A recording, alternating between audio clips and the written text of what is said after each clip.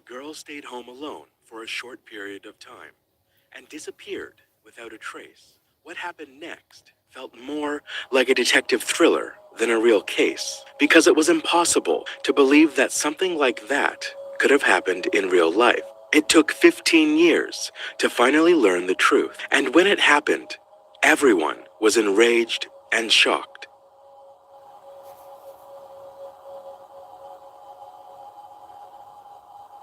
Jessica Dishon was born on May 2nd, 1982, in the small American town of Shepherdsville, Kentucky. It was a quiet place where a lot of residents were involved in farming and knew each other well. Jessica had two younger brothers, and from an early age, she helped her parents to take care of the kids while they were working. This made Jessica more independent, and her parents could always rely on her. When she was 15, she took a part-time job at a local restaurant to save up for her first car she dreamed of, a red Pontiac. And a few years later, she had saved enough money to make that dream a reality. Despite her part-time job, Jessica had excellent grades and started to make plans to attend college to become an accountant after school. In the fall of 1999, when she was 17, Jessica entered her senior year. She also started dating a boy and was thrilled about it. On the morning of Friday, September 10th, her day began as usual. Jessica's parents left for work while she was still asleep. Her younger brothers went to the bus stop and left for school. Jessica stayed home and was supposed to drive to school in her car soon after her brothers. Somewhere around noon, her mother returned home and immediately noticed something weird. Jessica's car was parked in front of the house, although she should have been in class at that time. The mother entered the house and went to her daughter's room. Her initial thought was that Jessica might have overslept and missed school, but she wasn't in her bedroom. Next, the mother thought that, for some reason, Jessica might have asked her father for a ride to school. She called him, but he said he had gone to work alone that morning. Thinking there might be something wrong with Jessica's car, the mother took a spare key from the house to try starting it. However, as soon as she approached the car, she saw a disturbing scene. Firstly, the driver's door was slightly open. Secondly, and more alarming, Jessica's cell phone lay on the seat with the numbers 9 and 1 on the screen. Beneath the front seat lay one of Jessica's shoes and her keys, and in the back seat were her textbooks, work clothes, and purse.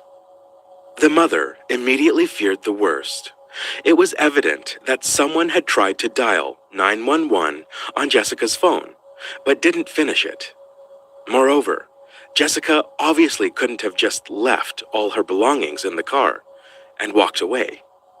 The family lived on the outskirts of town, so she would have had to cover several miles along the road on foot. Jessica's parents called the school, only to hear that their daughter hadn't attended class. Somehow, the school had failed to notify them about this, as it should have done. A few hours later, Jessica's best friend from the restaurant where they both worked called her parents, saying that Jessica hadn't shown up for her shift, increasing their concern. Concerned about Jessica's absence from school and work, and the fact that her belongings, including a phone with 9 and 1 dialed, were left in an unlocked car, her parents decided to call the police. However, the sheriff simply suggested that Jessica likely wandered off and would return home eventually. He didn't even pay any attention to the fact that one of her shoes was left in the car, making it difficult for her to go far without it. Jessica's parents tried to convince the sheriff that their daughter might be in danger, but despite their pleas, he refused to open an investigation, leaving them with no choice but to return home. After that, Jessica's parents decided to take matters into their own hands. They contacted relatives, friends, and acquaintances, but no one had seen her. Together, they started to search for Jessica throughout the town, but she was nowhere to be seen. The next morning, her parents went back to the sheriff and told him that Jessica still didn't make it home. This time, he dispatched 2 officers to inspect her car. But their parents faced yet another problem. The officers examined the vehicle without gloves, touching everything inside with their bare hands. They also didn't check Jessica's room, although it was standard procedure. Once again, let down by law enforcement, Jessica's parents tried to get some help from the local media, drawing their attention to their daughter's disappearance and the police's lack of interest. Alongside relatives and friends, they initiated their own search and also began distributing flyers with information about Jessica. The search was led by Jessica's father and his brother, Stanley, who knew the area well. Fearing the worst, they decided to search the vicinity near a local river. The area had a pretty bad reputation, as it was popular among local drug dealers and other criminals, due to its overgrown and secluded nature. For hours, Jessica's relatives combed through the difficult terrain near the river, but found no trace of her. The next morning, something extremely weird happened. Jessica's parents were at home, and their son was playing in the yard. Suddenly, he rushed inside, claiming he heard a cry for help that sounded like his sister's voice. Jessica's father grabbed his shotgun and rushed outside, trying to locate the source of the cry. At the same time, his brother drove up to their house and quickly joined the search. Soon, they noticed something. There was a smoke rising from their neighbor's property, a 40-year-old man named David Brooks. As they approached, they saw him burning something that resembled clothing on his land. It looked highly suspicious, so Jessica's father asked Brooks for permission to search his farm. Brooks, however, refused and asked them to leave. This wasn't the only weird thing about Brooks. Before Jessica's disappearance, her relatives had maintained a normal relationship with him and his family. However, shortly after that, Brooks began behaving strangely. He started regularly driving slowly past their home, staring at them with an ominous smile. Jessica's parents also received mysterious phone calls where an unknown man remained silent and just breathed heavily. They suspected Brooks was behind it, but couldn't understand the reason for such behavior. After witnessing Brooks burning clothing on his property, Jessica's parents decided to once again speak to the police, who had shown little interest in the case from the beginning. They shared their observations, asking officers to visit Brooks with cadaver dogs, and they agreed. Using Jessica's clothes to track her, the dogs led them to the fire pit on Brooks's property, but no substantial evidence was found. The dogs also discovered black gloves in one of the sheds, signaling the presence of a smell associated with decomposition. Throughout the search, Brooks displayed increasingly suspicious behavior, yet the police failed to connect him to Jessica's disappearance, once again, leaving empty-handed. Disappointed by the police, Jessica's father decided to reach out to the FBI. The Bureau usually refrains from initiating investigations based solely on calls from the relatives of missing persons. But this time, they decided to get involved immediately in light of the disturbing facts presented by Jessica's parents. And after a thorough research, the FBI concluded that something truly horrific might have happened to her. From this point on, a real investigation began, one that local cops had been reluctant to conduct. FBI agents collected fingerprints from Jessica's room and her car. They also seized all potential evidence for analysis and sent it all to the lab. Investigators also organized extensive search on the ground, using helicopters and gathering volunteers. They thoroughly examined the bottom of the pond near Jessica's home, considering the possibility that her body might be there. FBI agents meticulously combed through Brooks's farm, and there they What the science is showing us is the universe appears to be alive, it appears to be conscious. FBI agents meticulously combed through Brooks's farm, and there they found something very alarming. In one of the sheds, they found a printed photo of Jessica. After this disturbing discovery, detectives were almost certain that Brooks was somehow involved in her disappearance. They also suspected his 35-year-old brother, Joseph, as he behaved strangely while the police were searching his property. However, there was a problem. During the search, investigators found no evidence substantial enough to arrest the brothers.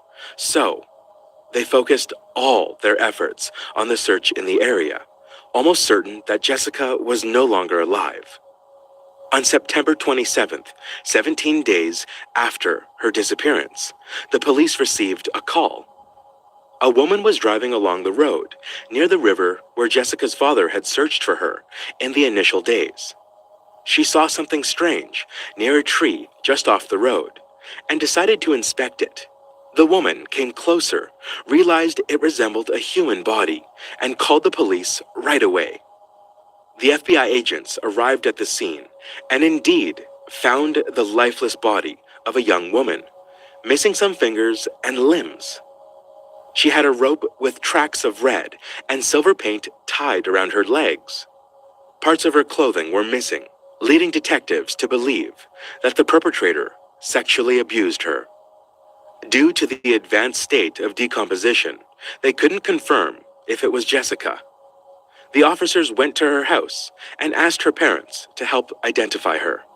Jessica's father couldn't bring himself to look at his deceased daughter, but her mother agreed. She arrived at the scene and at first couldn't identify her, but soon she noticed a small butterfly tattoo on the body, identical to her daughter's and located on the same spot. Later, medical experts confirmed the identity of the deceased and determined that her cause of death was strangulation. Numerous bruises were also found on her body. Experts revealed that her limbs and fingers were detached post-mortem, meaning she was still alive at the time. But even that wasn't the most devastating fact. It turned out that Jessica had been alive for approximately 3 days after her disappearance. It meant that the police had a chance to save her, yet they took no action whatsoever to do that. After the discovery of the body, the FBI decided to re-interview Brooks, and this time, they found out something new. During their initial conversation, he claimed to have seen Jessica near her house on the morning she vanished. However, this time, he changed his story, stating that he hadn't seen her at all that day. Now he claimed he was at home in bed with his wife that morning. And when detectives questioned his wife, she contradicted her husband's testimony. The FBI continued to question Brooks, asking him what he would do if they found his fingerprints on the victim's body. Although there was no such evidence found, Brooks's response was extremely suspicious. He said he would have to confess to everything in that case. Later, he failed a polygraph test, so the FBI decided to arrest him and move forward with the trial. They were aware that the chances of a guilty verdict were relatively low, as they hadn't found any solid evidence linking Brooks to the murder. All they had were disturbing but indirect indications of his involvement. The detectives continued working on the case, searching for any additional evidence as the trial preparations unfolded. Investigators recalled another interesting detail. During the search of Brooks's car, they found a rope similar to the one used to tie the victim's legs. However, no DNA samples were found on it, making it another piece of circumstantial evidence. The trial began In January 2003, Brooks's lawyer insisted on the complete absence of evidence and declared his client's innocence. Something else came to light during the trial. When the body was discovered, investigators also found some missing limbs of the victim nearby.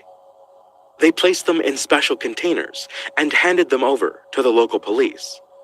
Ignoring labels that said, "store it in the refrigerator," they left the boxes at room temperature, causing extensive decomposition.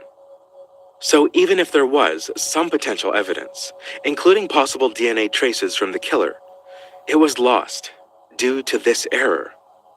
All other circumstantial pieces of evidence against Brooks lacked sufficient weight. Ultimately, the jurors couldn't reach a unanimous decision, so the man walked free. According to state laws, he could only be charged again if new evidence was found. For Jessica's parents, this was a devastating blow. They had almost no doubt that Brooks was behind their daughter's murder. Moreover, had the police taken their job more seriously, their daughter might have been saved. So, in the end, they lost all hope of achieving justice. In the following years, this case remained unsolved, and eventually, it was almost entirely abandoned. In 2012, a new detective, Lynn Hunt, joined the local police department. She was assigned to investigate unsolved cases, and her initial focus fell on the murder of Jessica Dishon. Upon reviewing the case files, she was shocked by the negligence of her predecessors. Most of the documents were filled with errors, missing any reference to conversations with the involved parties, and the evidence wasn't properly documented. In other words, it was so ineffectively handled that she had to essentially start the investigation from scratch, 13 years after the murder. Her first step was to speak with Jessica's family. One of her brothers, now an adult living separately from his parents, handed her a box of Jessica's belongings from her car. He had kept it since the police returned these items to the family. Once again, Hunt was astonished at how carelessly her colleagues had handled the evidence, failing to store it properly according to protocol. Now, after so many years, these items were unlikely to help her. Yet, she diligently continued to examine everything she could find. Soon, she discovered an interesting detail among the documents. It was Brooks's medical examination report. It stated that his IQ was only 61, which is quite low. This raised concerns about all police actions, including Brooks's interrogations. Given his significantly low IQ, he might have not fully understood most of the questions and could have given less than adequate answers. All of this led Hunt to consider that the man might have no connection to the case at all, as his weird behavior could easily be explained by his extremely low IQ. Then, Hunt began to think, who else could have committed this murder? She extensively researched everyone involved in the case or living nearby. This went on until September 2014, nearly 15 years after Jessica's death. A colleague from another department called Hunt to share intriguing information. An inmate from a Kentucky state prison claimed to know the real identity of Jessica Dishon's murderer. Hunt approached this lead with slight skepticism. Usually, when inmates wanted to share some information with the police, it ended in disappointment and wasted time. Many of them just imagined some stories to secure early release or improve their conditions in prison. Still, she understood that she couldn't ignore this lead without verification. She went to the prison and met with the man who supposedly had the information. According to him, he shared a cell for some time with an individual convicted of child abuse, the same charge as his. On this common ground, the two became friends and exchanged details about their crimes occasionally. One day, the cellmate told him that, among other things, he had murdered Jessica Dishon. After that, The informant dropped a bombshell, giving the detective the name of this man, leaving her in shock. It was Stanley Dishon, Jessica's uncle, her father's brother. According to the informant, Stanley told him that he had sexually abused Jessica for several years while living in their home. He threatened to kill her or someone close to her if she ever talked about it. In the spring of '99, when Jessica got a boyfriend, Stanley began to fear that, sooner or later, she might confess to him about the abuse by her own uncle. On the morning of September 10, Stanley arrived at her home when Jessica was alone. She was outside, getting into her car, having already loaded all her belongings. Stanley approached her and demanded that she break up with her.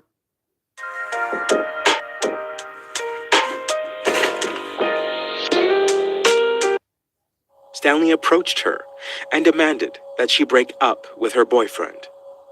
But Jessica refused and threatened to expose him if he didn't leave her alone.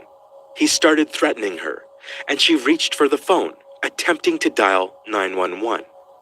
Stanley tried to grab her, but Jessica broke free and ran into the house. The man followed her to her room, struck her, and bound her in her sheets before taking her to an abandoned shed not far from where her body would later be found. Stanley kept her alive there for several days, subjecting her to abuse and torture. Then, he killed her, moved the body to a visible location near the road, and buried the sheets in the ground beneath the shed. He also mentioned that after the murder, he removed some of the victim's limbs, hoping to mislead the police into thinking drug traffickers were involved. Detective Hunt realized that this information was never disclosed. Only Jessica's closest relatives knew about the missing limbs. So, the informant couldn't have fabricated this detail. At last, he also added that Stanley buried Jessica's shoe beneath a broken tree near the shed. Hunt decided to verify all this information about the buried evidence. Given the shortage of stuff in the local police department, no one from there could help her. So she reached out to Jessica's brother and a few other relatives who agreed to participate in the search. She didn't tell them that Stanley might be the murderer, as she decided to find some evidence to support these shocking accusations first. On the first day of the search, they failed to uncover any clues. Under the pouring rain, they dug in the areas matching the informant's description, but it yielded no results. The next day, Jessica's brother and Hunt returned to the site. On the way, he pointed out an abandoned barn alongside the road. They headed there and started digging the soil inside. And almost immediately, there was a long-awaited breakthrough. They discovered a buried bedsheet. Hunt collected the evidence and hurried to Jessica's home. Throughout these years, her parent hadn't made any changes to her room. It remained exactly as it was on the day their daughter vanished. Thanks to this, Hunt was able to confirm that the found bedsheet was part of Jessica's bedding. It was absent from the bed, and the other linen shared the same pattern. Immediately after this discovery, Stanley was arrested and brought in for questioning. He refused to confess to the crime, although he appeared visibly shaken during the conversation with the detectives. Eventually, he was charged with murder, and the case proceeded to court.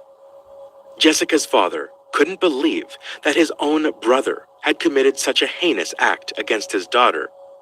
He went through a phase of complete denial, but eventually came to terms with this unbearable reality. Later, he recalled that in the early days of Jessica's disappearance, it was Stanley who suggested searching for the body near the river. However, during the search, he suddenly felt sick and his brother drove him home.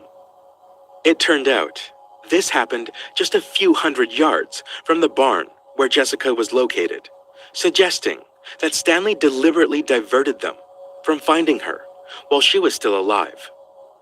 During the preparation for the trial, Detective Hunt researched the suspect's past, trying to find some additional evidence. She already knew he had served time for assaulting another girl in their family, but Hunt soon discovered an even more disturbing fact. Several other women closely related to Stanley told the police that he had sexually abused them at a young age. The pattern was consistent. He would tell his relatives that he temporarily had nowhere to live and asked them to let him stay in their home for a while. When left alone with the girls, Stanley committed his vile deeds, using threats to silence them. Hearing all of these stories, the police concluded that Stanley had been doing this for 3 decades. Despite all of this, Detective Hunt realized that securing a conviction for the murder would be challenging, since there were almost no straight pieces of evidence against Stanley, such as fingerprints or DNA. She continued to dig into the case until she stumbled upon a box of old files she hadn't examined yet. Looking through its contents, Hunt was once again shocked by the incompetence of her predecessors who initially handled the case. In the box, there was a letter dated June 26, 2002. Another informant wrote to the police the same story that Hunt heard only 12 years later from the Kentucky prison inmate. By the summer of 2002, Stanley was already serving time for assaulting an underage relative. During that time, he told his cellmate about murdering Jessica. The cellmate, who happened to be a police informant, wrote a letter to the department handling the case, disclosing all the gruesome details of what Stanley had done to his niece. And what do you think the police did? They simply ignored the letter, likely convinced of Brooks's involvement in those years, so they didn't bother considering other suspects. Once again, Hunt was disappointed by her colleagues' lack of professionalism. If only they had paid more attention to their job, this case could have been solved back in 2002. By now, after all these years, she could only await the trial, hoping that Stanley would finally face delayed justice for his actions. The process began in 2015, and Stanley declared his innocence. Present in the courtroom, Jessica's parents could hardly look at their relative who had destroyed their lives. They were also furious that he couldn't just confess to give them some sort of closure. The prosecution believed that the chances of obtaining a guilty verdict on murder charges were relatively low, mainly because there was almost no substantial evidence against him. There was also a problem with the assault charges involving other girls in the family. All of them would have to testify in court, describing Stanley's actions against them in great detail. So, the prosecution decided to offer Stanley a plea deal. They agreed to drop the death penalty in exchange for Stanley's confession, both in assaults on relatives and Jessica's murder. In the end, he agreed and pleaded guilty. As part of the deal, he wasn't required to disclose any specific details of the crimes. Jessica's parents, who desired to know the whole truth, weren't happy about it, but Stanley remained silent. Under the plea deal terms, the murderer received a 20-year prison sentence with the possibility of parole after 15 years. Given that he was 56 at the time of sentencing, Stanley might be released at 71. After the trial, Jessica's father promised that if his brother doesn't die in prison, he'll be waiting for him to take matters into his own hands.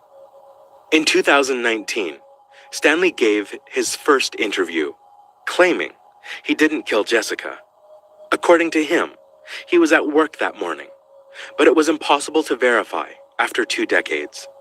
He also couldn't explain how 2 unrelated informants came up with identical stories, including details only known to the murderer, such as a bedsheet's burial site. As for David Brooks, detectives still don't rule out his potential minor involvement in the case. Stanley knew him and could have asked for help in disposing of the victim's belongings. Given Brooks's low IQ, he might have not fully understood the whole situation. It's possible that he burned the girl's clothes in the fire, and Stanley might have handed him the gloves with the scent of the body that the dogs detected. It's also possible that he left Jessica's photo in Stanley's shed to frame him. However, the truth may never be revealed, as Brooks passed away in 2021 due to heart problems. It's worth mentioning the moment when, on the third day of Jessica's disappearance, her younger brother heard a cry for help outside, thinking it was his sister. It's still impossible to say with certainty what happened. At that time, the girl could have still been alive, but Stanley was holding her in the barn a few miles away from her home. Most likely, the child either imagined it due to stress, or someone else was screaming. But there's a somewhat unlikely version. As we recall, right after Jessica's father rushed outside, Stanley drove up to the house, which means he was nearby. It could be that the girl was in his car, with her mouth taped shut. We just recently found out about Back Market. I just got an upgraded phone and I wish I would have known. The girl was in his car, with her mouth taped shut, or unconscious. However, this theory seems highly improbable. Jessica Knott was born on June 22, 1986, in the city of Allamont Springs, Florida. She had an older brother, a younger sister, and loving parents. Her father worked as a construction worker, often traveling to other states for several days, leaving the kids alone with their mother. Jessica was a cheerful and lovely child. She liked to spend a lot of time outdoors with friends, play with her siblings, and she also had a deep love for animals. On April 5, 1996, when she was 9, Jessica's family decided to visit her grandparents for Easter. On that day, her dad went to the store to buy some stuff for the holiday, while her mom stayed in their apartment, packing for the upcoming trip. Jessica returned from school with other kids and asked her mom if she could go to the yard. She wanted to wait for her dad, who was supposed to be back from the store soon. Her mom agreed and told her daughter not to go anywhere else. Their apartment complex was situated away from the main road, surrounded by trees. The mother felt relatively secure about Jessica's safety. All the neighborhood kids, including Jessica, always played there without constant adult supervision, and everything was fine. A few hours later, around 6 p.m., her father returned home and asked his wife where Jessica is. She was surprised, as her daughter was supposed to be in the yard, waiting for her father, but he claimed she wasn't there. The parents went outside and searched the entire yard, but they couldn't find Jessica. Frustrated, they decided to check with neighbors, hoping someone had seen their daughter. One neighbor mentioned seeing Jessica in the yard earlier. She was sitting on a bench and reading a book, but that didn't help the worried parents find her. As darkness fell and their daughter remained missing, they decided to call the police. Officers arrived in a few minutes, initiated a search, and started interviewing neighbors. Despite their efforts, they couldn't find Jessica, so the police expanded the search area to nearby streets. A few hours later, an unexpected call came into the police station. The caller's voice was muffled by strong background noise, but the operator heard that they would find the missing girl near a water pumping station a few miles from her home. Police rushed to the location, where they were faced with a heartbreaking scene. Jessica's lifeless body was lying near the station, concealed in a black trash bag. It was only a few yards from the road, but the pumping station was situated beneath a bridge, so it was impossible to notice Jessica from the road. Beside the body were some magazines and a child's mirror. Police quickly identified the victim as Jessica Knott and handed her body over to medical examiners. Meanwhile, the investigators focused on tracing the 911 call. It was pretty evident the call came from the murderer, and police hoped it could help to identify them. But there was a challenge.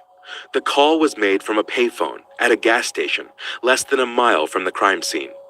And of course, by the time the officers arrived, the perpetrator had already vanished. Detectives tried to find fingerprints on the phone, but it was quite a challenge. It was a public payphone, so there might be multiple prints. Moreover, investigators realized that the criminal had likely wiped the phone after the call, or used gloves. Experts concluded that the girl was killed elsewhere, and her body was transported to the water pumping station. Traces on the ground in front of the facility indicated that the killer likely pulled the body from a vehicle in a trash bag and dragged it across the ground. Jessica's clothing was intact, except for one shoe. Police couldn't find it in the bag or in the surrounding area. The only lead found at the crime scene was the tire track on the ground. Police couldn't be certain it belonged to the killer's vehicle, but they photographed it and made a cast. Medical experts examined the body and determined that the victim died from strangulation. Based on marks on her face and neck, it seemed the killer did it with their bare hands. There was also a hamburger found in her stomach, consumed less than an hour before her death. Her mother stated she hadn't given Jessica anything like that on that day, leading police to believe that the food was provided by the killer. Experts also found no signs of sexual assault, leaving the motive of the perpetrator entirely unclear. At first, the police started to consider Jessica's parents as suspects. Neither of them had a solid alibi at the time of her disappearance. The mother claimed she was in the apartment packing, and the father was shopping. But in theory, they both had the opportunity to commit the crime. Police tried to understand how the killer managed to take Jessica from her complex's yard without anyone noticing or the girl screaming. It led them to believe that the perpetrator likely knew the victim well, and she left with him willingly. Another supporting factor was the tone of the killer's voice during the 911 call.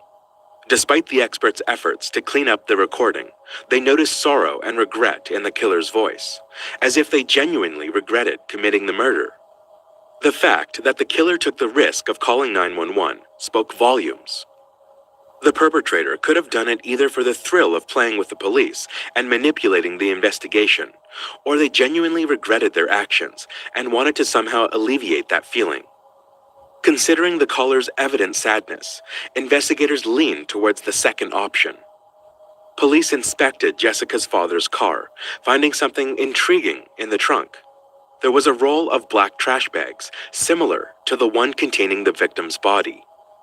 However, an expert examining the bag from the crime scene quickly determined it differed from those found in the father's car, clearly belonging to a different roll. So the man was temporarily ruled out as a suspect, and investigators shifted their focus to others. Forensic experts examined the victim's clothing and body for possible clues, and they uncovered a few leads. There was a substantial amount of dog hair. Considering Jessica's family didn't own a dog, the animal most likely belonged to the killer. They also found human hair on her body, belonging to an unknown white male. However, experts needed a few days to extract the DNA profile. 2 types of foreign fibers were also discovered on the girl's clothes.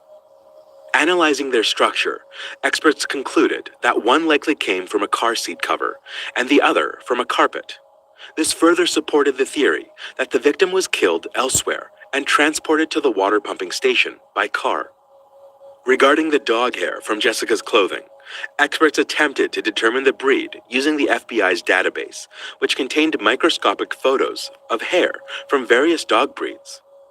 This database has proven helpful in criminal cases where dog hair could be a key piece of evidence. Experts compared the hair with samples from the database, eliminating one breed after another. In the end, they concluded that the hair on the victim's clothes belonged to a Shar-Pei. Apparently, the killer owned such a dog, and the hair ended up on Jessica's clothes, either in the perpetrator's car or at their house. According to the preliminary theory of investigators, the killer somehow might have lured Jessica into his car, taken her to McDonald's for a hamburger, and then brought her to his home and murdered her. Meanwhile, the experts attempted to enhance the phone call recording, but it proved to be a challenging task. They decided to try a different approach. Detectives sought assistance from NASA and sent them the audio file. NASA had advanced tools for clearing audio recordings, originally designed to enhance recordings from space. They agreed to help and provided the police with a higher quality audio track. However, the experts still needed a voice sample from the suspect to compare it with the call recording and establish a match. Based on the detective's assumption that the killer might have known Jessica, they decided to play the call recording for her mother, hoping she could recognize it. She listened to it for the first time and said that the voice sounded familiar, but the mother couldn't remember whose voice it is. However, during a second attempt, it clicked. She recognized the voice as their neighbor who lived in the same complex. Although she couldn't remember his name, she told their detectives that the man often walked his Shar-Pei in the yard. Police swiftly identified the man as 35-year-old James Crow. During the initial hours of Jessica's disappearance, investigators already questioned him, along with other neighbors. He mentioned that he saw her in the yard while walking his dog. They spoke briefly, and he left. Detectives dug into his background and found that Crow had no criminal history. He lived with his wife, who was a nurse.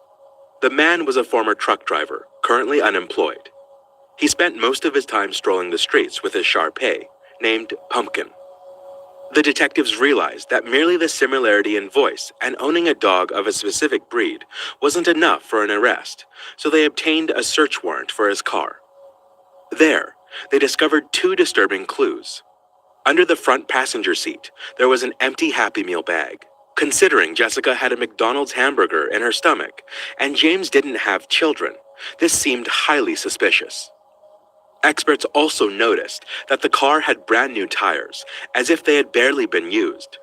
Police found out that Crow replaced them on the day of Jessica's murder, even though his previous tires were not particularly old and could have lasted for several more years. Crow claimed to have left the old tires at a car service, which was quite unusual considering they were not old at all, so the police headed to this service building. By the time they arrived, there was only one tire from James's car left.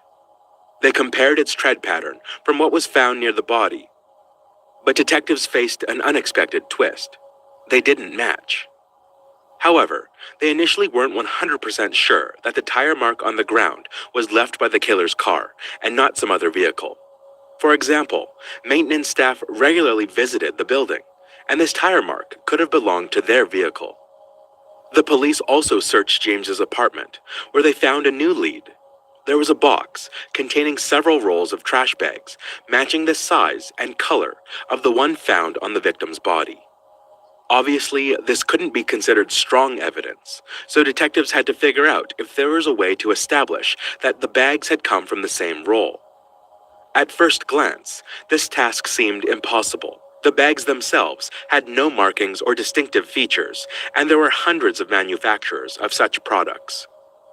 But even the detectives were soon surprised by the creativity they could display in such a complex challenge. They contacted Noel Roberts, the man responsible for quality control at the company that produced the bags found in the suspect's apartment. At first, he identified the specific factory where the bags were produced. There was a special code on the cardboard box containing the rolls, indicating that the product was made at a facility in Virginia. The expert then explained that a tiny amount of iron or titanium is included in the composition of the bags, depending on their color. Considering that the factory produces bags of various colors, the materials in the production are constantly changing. The ratio of plastic to iron or titanium literally changes daily, since such tiny amounts cannot be measured with 100% accuracy, and there's no need to do that. In other words, experts could take bags from the suspect's apartment and the crime scene, measure the presence of the elements in the plastic using high-intensity X-rays, and get a very precise ratio. Through this analysis, they found that the ratio of iron and titanium to plastic in both bags was absolutely identical, indicating that they were manufactured on the same day and should belong to the same batch. But that's not all. During the production of trash bags, a small amount of microscopic debris ends up on the machines, which is acceptable within production standards. However, this results in small streaks visible to the naked eye when the plastic sheets, later cut into bags, are rolled out. These streaks are present on every bag in large amounts, forming a unique pattern for each roll of fabric. The debris particles on the conveyor belt are constantly moving, falling off, and being replaced by new ones. So the pattern of similar streaks is preserved for a maximum of a few hundred feet of fabric. This means that it can be understood from this pattern that two different bags were not just made within the same batch, but within a few hours of each other. Experts compared the bags from the suspect's apartment and the crime scene, and the lines on them matched with astonishing precision. But that's not all. The experts also explained that after the bags are manufactured, they are rolled into a bundle using a machine, which often does this somewhat unevenly. But if you don't look closely, these deviations are almost imperceivable, and the rolls appear smooth. However, examining the edges of the bags reveals tiny folds and creases, forming a similarly unique pattern, as with the streaks. In the end, the experts compared the bags again and found that the pattern on the bags from James's apartment matched the one from the crime scene. Considering all of this, they concluded that the bag used by the killer was not just produced by the same company, but was manufactured within a range of almost 17 boxes apart. This meant that with a high degree of probability, the perpetrator took the bag from one of the rolls in James's apartment. Forensic analysts also compared the two types of fibers found on Jessica's clothing with the carpet in the suspect's apartment and the covers of his car seats. Both samples matched. Finally, a sound expert compared the 911 call recording with a voice sample from James and concluded that the voice belonged to the same person. Despite the incredible work done by the experts, detectives faced one major problem. All this fell into the realm of circumstantial evidence, but they were confident in James's involvement and decided to arrest him.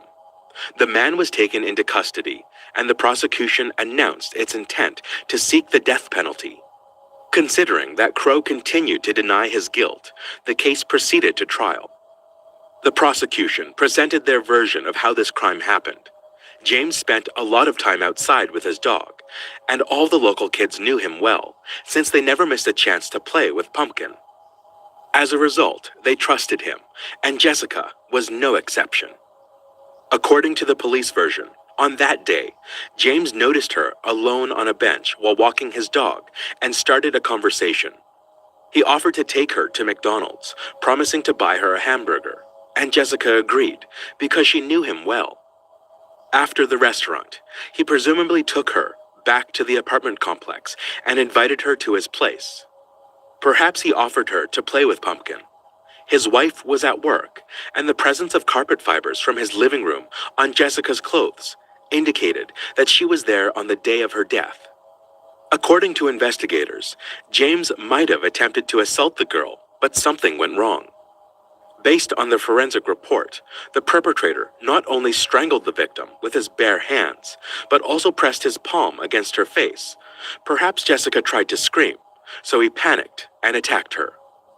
After the girl passed away, he placed her in a garbage bag to transport the body to his car without arousing suspicion from the neighbors. He drove a few miles and left the body near a water station, made the 911 call from a nearby gas station, and returned home. During preliminary hearings, James's lawyers attempted to challenge all available evidence, arguing that there were no solid proof of their client's guilt.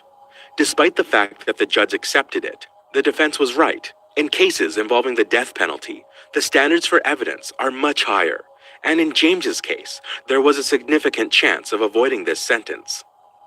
In light of these circumstances, a plea deal was proposed to the suspect. Under the terms of the deal, he would admit guilt to second-degree murder and receive a 40 prison year sentence without parole, thus avoiding the death penalty. In the summer of '98, 2 years after the murder, James agreed to the deal. He wasn't required to disclose any details of the crime by its terms. However, he mentioned that part of his decision was to spare Jessica's family and save them from going through the trial. The prosecution believed the perpetrator genuinely showed remorse, citing his 911 call, the purpose of which remained unclear.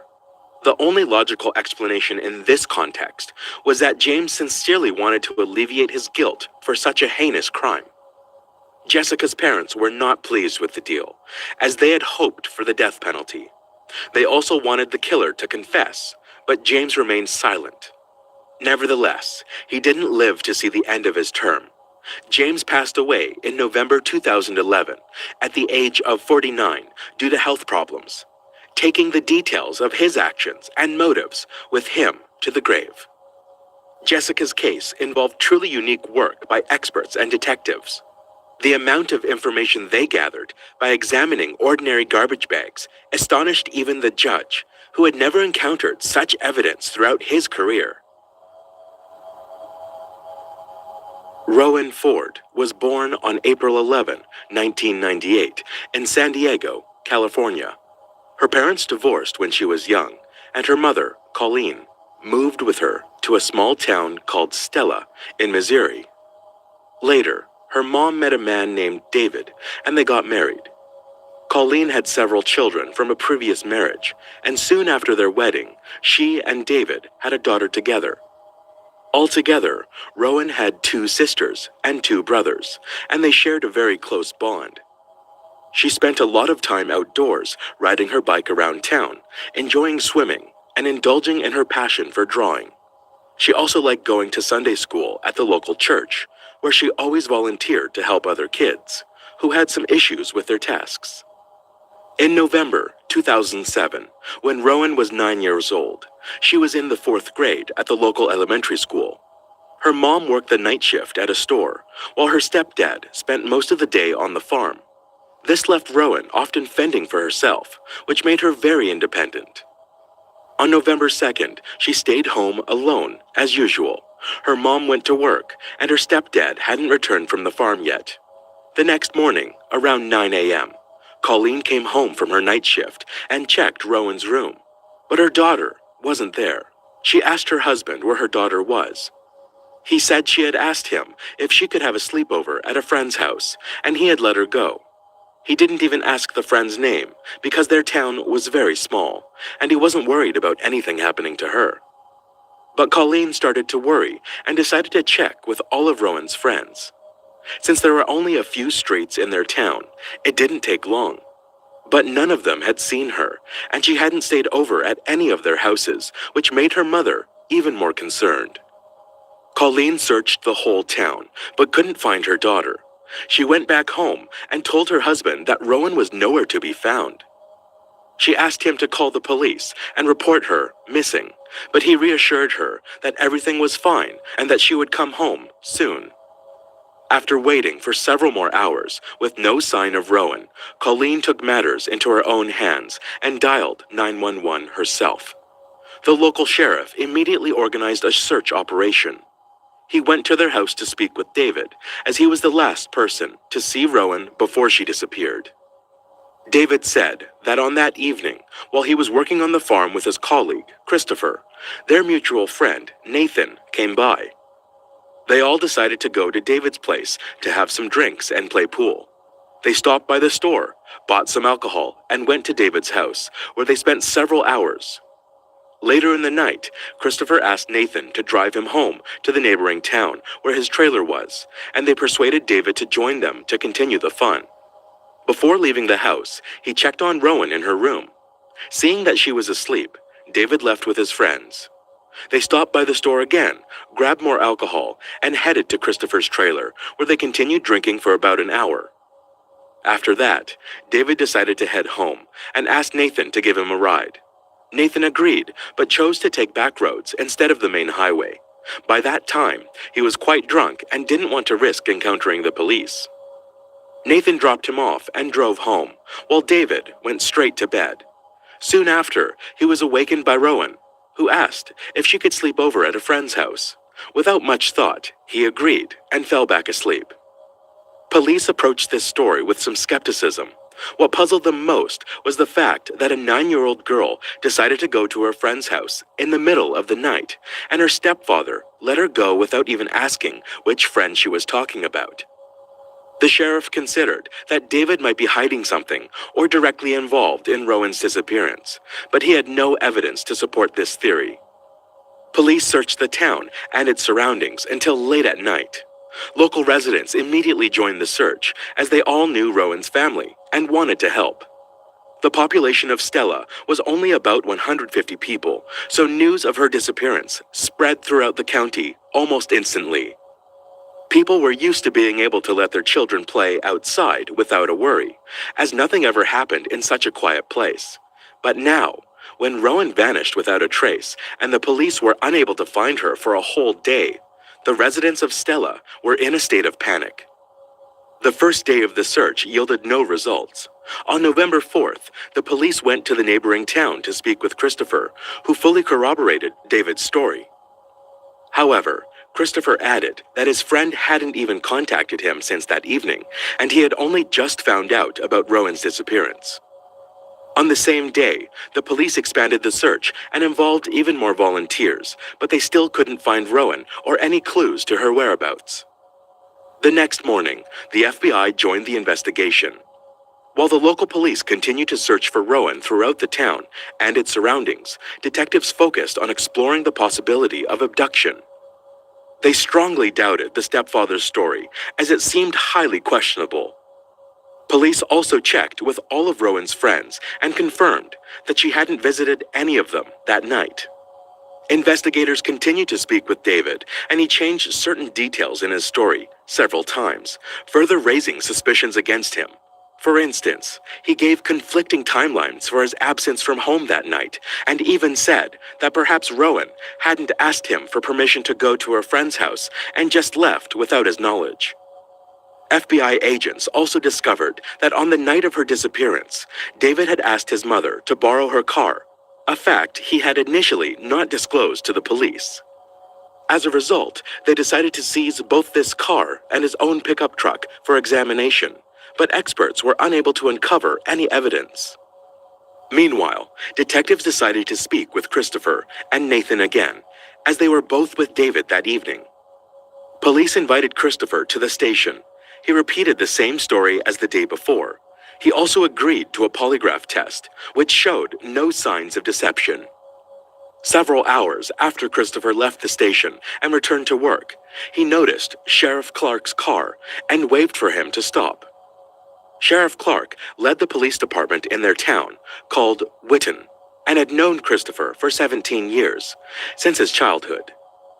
The sheriff was friends with his foster parents, and Christopher always respected him.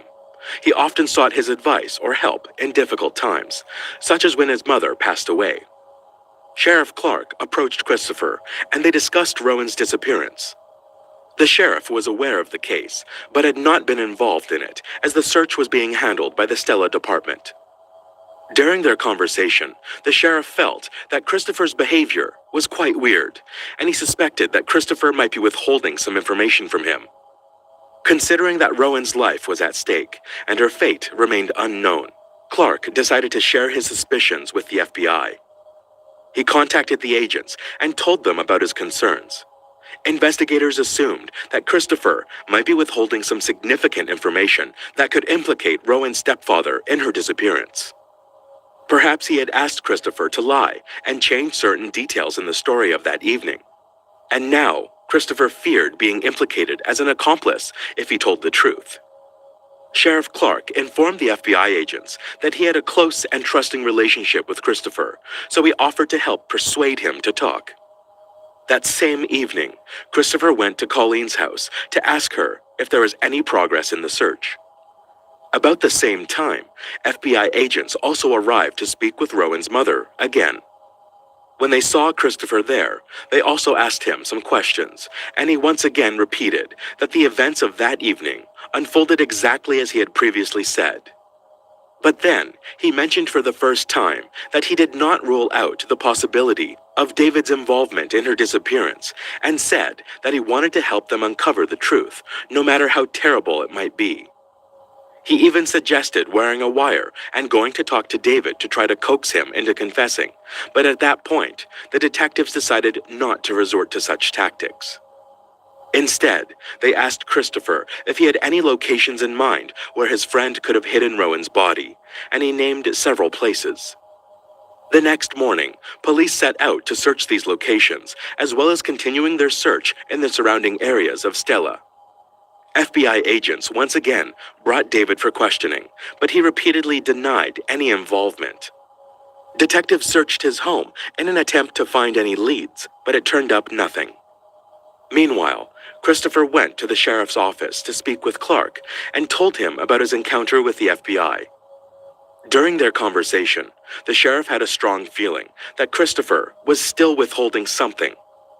After their meeting, he contacted the detectives again and told them that Christopher might be keeping some information that could likely help them prove David's involvement. FBI agents asked the sheriff to continue trying to persuade him to talk, based on the fact that Christopher had repeatedly contacted Clark to discuss the case with him. They believed he wanted to share important information, but for some reason, he was afraid to do so. The next day, on November 7th, the police called Christopher back to the station.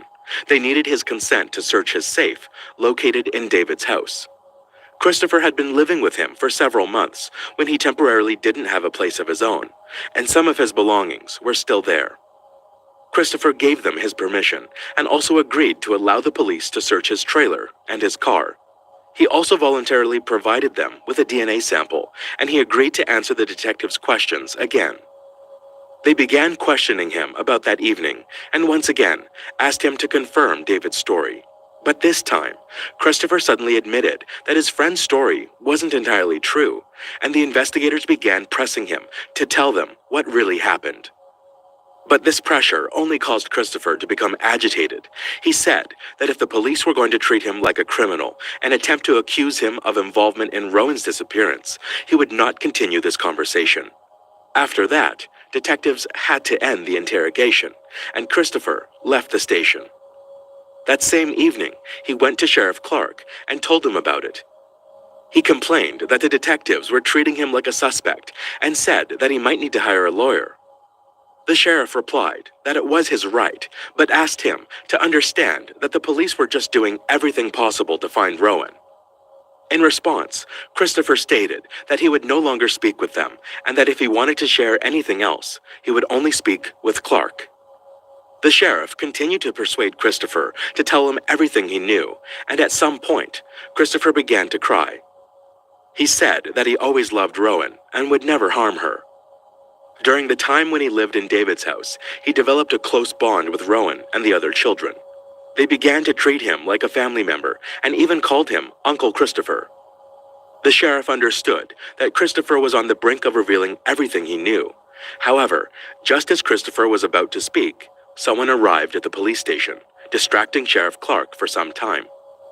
Christopher left the office without sharing what he had intended to. Sheriff Clark reached out to the FBI again and told them about this conversation. He explained that Christopher was almost ready to disclose everything he knew, but cautioned that pushing him too hard might cause him to stop talking and get an attorney. Clark suggested to give Christopher some time to think it over, and the detectives agreed. The search for Rowan continued the next day, again with no luck. But everything changed on November 9th, a week after her disappearance. Search groups reached a remote area near a town called Powell, 10 miles from Stella. There, amidst fields and trees, they discovered a large pit in the ground. When they looked there, they found Rowan's body, concealed under leaves and debris. She was missing all clothing below the waist, except for one sock. Medical experts found signs of strangulation and also determined that she had been sexually assaulted. Shortly after the body's discovery, FBI agents contacted Sheriff Clark and asked him to speak with Christopher again, hoping he would now reveal everything. Sheriff learned that earlier that morning, Christopher had visited the station when he wasn't there and informed other officers that he needed to speak urgently with Clark. The sheriff set out to search for Christopher, checking all the places where he might be, but the man was nowhere to be found. It continued until Christopher called Clark himself. He was clearly distressed and asked if he was being followed. He explained that after hearing the news about Rowan's body being found, he drove around town to clear his head and noticed a gray car tailing him. Sheriff Clark replied that he knew nothing about any surveillance and suggested meeting Christopher in person. When they met, Christopher was visibly nervous and expressed concern for his safety. He feared that after Rowan's body was discovered, he might be accused of murder, and someone might seek revenge against him. Clark took him to the station and said that now, when the case had been classified as a homicide, it was time to reveal everything he knew. Christopher began crying again, and the sheriff asked him to tell what David had done to Rowan. In response, Christopher stated that there were too many people at the police station, and he didn't want to discuss it here. He suggested going to a quieter place and mentioned a small bridge located a few miles from their town. Clark agreed, and they drove there together. As they got out of the car, Christopher unexpectedly raised his hands and said that he should handcuff him. The sheriff was surprised and replied that it wasn't necessary, but Christopher said, "After what I tell you, you'll have to do it." After this, he began talking. Christopher repeated the first part of the story he had told the police many times. He, along with Nathan and David, went to his trailer where they continued drinking. Sometime later, his friends decided to head home, and David asked Nathan for a ride. They said they would take back roads to avoid the police and left. But then Christopher started telling something that shocked the sheriff to the core. He claimed that he wanted to sexually assault Rowan and quickly came up with a plan. Knowing his friends would take quite some time on the road through the fields, he got into his car and drove straight to David's house, taking the main highway. He entered Rowan's room, picked her up, and carried her to his car, doing it all so that she wouldn't wake up. After that, he took her to his trailer, where he assaulted her. According to him, she only woke up at that moment and tried to resist, but she couldn't break free. Christopher didn't turn on the lights or speak to her because he didn't want Rowan to recognize him. After the crime, he planned to take her back home and leave, but things didn't go as planned. When he carried Rowan out of the trailer, the moon was shining brightly, and she saw his face. Christopher panicked, grabbed a rope, and strangled her. When she passed away, he loaded her body into the car and started thinking about what to do next. At first, he wanted to dump her from the bridge, the same one where he stood with Sheriff Clark. But Christopher realized that her body would be found too quickly, so he got behind the wheel and began driving around the county, considering other options. Soon, he remembered the large pit near the neighboring town and headed there. He dumped the body into the pit and tried to cover it with branches, but the pit was too large, so everything fell down. When he returned to the trailer, he found traces of Rowan's blood on his clothes and mattress. Christopher also realized he needed to get rid of her pants, underwear, and the rope he used to kill her. He collected all these items and placed them in a large barrel, intending to burn them. However, Christopher quickly realized that such a fire would definitely attract attention, so he dragged the barrel into the shed, closed the door, and started the fire there. Sheriff Clark was completely taken back by this story. All this time, he thought David had committed the crime, and Christopher was just withholding some information. It was hard for him to believe that the man he had known for almost 20 years was capable of such brutality. Christopher himself had 3 young children, although he didn't live with them after divorcing his wife. He always seemed like a decent man to him, but reality turned out to be way more chilling. After Christopher finished his story, he agreed to voluntarily go to the station, and the sheriff didn't handcuff him. Only after they arrived and the man repeated his confession to the FBI agents, he was arrested on charges of murder. Christopher also signed a voluntary consent to search his trailer and car. Ending his confession, he added that he regretted his actions and said that he cried like a baby all the next day. The detectives immediately went to speak with David and informed him that Christopher had confessed to the murder. Considering David's strange behavior and inconsistent statements, they suspected that he might have been covering for his friend. However, they were met with an even more shocking twist. When David was brought in for questioning, he suddenly changed his version of events. According to him, the night he returned home and found Rowan missing from her room, he realized that Christopher might have taken her, so he took his mother's car and drove to his trailer. Upon entering, he saw the girl on the bed with Christopher, leaning over her. Instead of rescuing Rowan, David decided to join in. He also sexually assaulted her. Then, he helped his friend kill her and dispose of the body. David added that during the ordeal, His brain simply shut off, and he remembered nothing about the night for several days. The detectives, who were not expecting such a twist, went back to Christopher to confirm David's words. However, Christopher stated that his friend was not involved and that everything happened as he had told them. This further baffled the detectives, but Christopher's story matched the facts. Medical experts confirmed that the victim had been strangled with a thin rope, a detail only the killer would know. During a search of the trailer, the police found a barrel with ashes. In his car, they also discovered hair comparable to Rowan's. Despite investigators still being unable to confidently determine whose version of events was truthful, both men provided incriminating statements, so David was also arrested, and their cases were sent to court. During the trial, Christopher filed a motion to exclude all his statements from the case materials, claiming he was unaware they could be used against him, and that the police violated his rights. But the judge denied this motion, since all his conversations with investigators were entirely voluntary. Christopher also attempted to plead mitigating circumstances, pointing out his difficult childhood. From an early age, he was constantly shuffled between biological and foster parents, which greatly impacted him. Christopher also invited an expert who claimed he had signs of developmental issues. But none of this helped him avoid punishment. In 2012, 5 years after the murder, he was sentenced to death. He tried to appeal this sentence, but to no avail. As for David, the situation was much more complicated. He admitted to assaulting and killing Rowan, but there was one serious problem. His version contradicted Christopher's statements. If the prosecution decided to charge David with murder, it could potentially lead to Christopher's sentence being overturned, and David might also avoid responsibility. Considering there was no solid evidence against David, such as DNA, the prosecution could not take such a risk. In fact, they still weren't sure if he was involved at all. The prosecution did not rule out the possibility that David might have indeed committed the crime together with Christopher, but there was no evidence to support this theory. In the end, a difficult decision was made. To avoid the risk of Christopher's sentence being overturned, they reduced David's charges to much lighter ones. He pleaded guilty to 2 charges: child endangerment and obstruction of justice. He was sentenced to 11 years in prison, with a minimum of 5 years to be served behind bars. This sentence was met with outrage. If David was indeed involved in the murder, his punishment was deemed incomparable to the severity of the crime. However, there's nothing that can be done about it now, and it's unlikely that he will ever be tried again for this case.